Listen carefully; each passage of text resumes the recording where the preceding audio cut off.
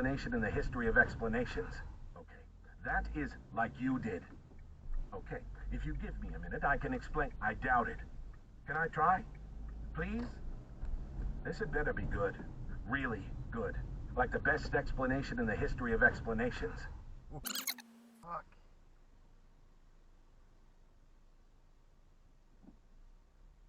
A collision between the drivers of a Honda Jazz and a Jaguar XJ that was completely needless, but who will be found at fault for the collision? Let's get at it. So it appears that the Honda Jazz driver has initially stopped because there's an obstruction on their side of the road and they were going to give way to a Tesla that was approaching in the opposite direction. I assume that the Tesla driver has signalled to the Jazz driver to proceed because they have then moved out to pass the obstruction, but in the meantime the driver of the Jag had already started moving past the Honda Jazz and the vehicles collided. You may have seen a recent video from me that involved a vehicle moving over for an ambulance and then colliding with a passing vehicle as it moved back into the road. In that video, you'll have heard me say that the vehicle change in direction will nearly always be found completely responsible for a collision, and this will likely be the case in this collision too. Now, before any bungalows start shouting at me saying that I'm condoning the actions of the Jaguar driver, I am not. However, that does not remove the Honda driver's duty of care to check that it's safe and clear to move off from the side of the road. Whenever you move off or you change direction, you should be checking that it's safe and clear to do so with, at minimum, a check of the door mirror and, if appropriate, an over-the-shoulder check. And when I say moving off or changing direction, I mean any situation that involves that. That could be setting off from temporary traffic lights,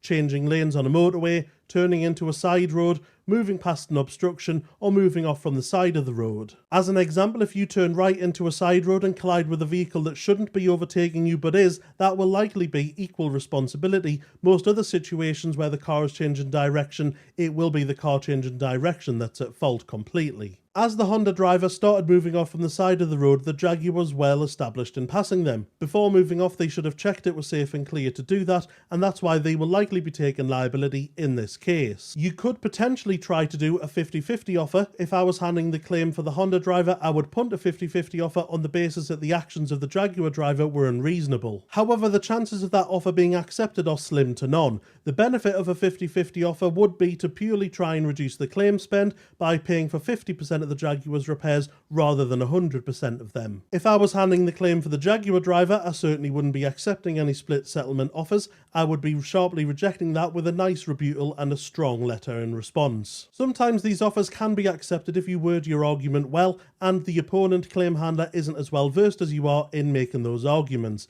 Think of it a bit like the Asda Smart Price version of the TV show Suits. Lovely jubbly, sound as a pound.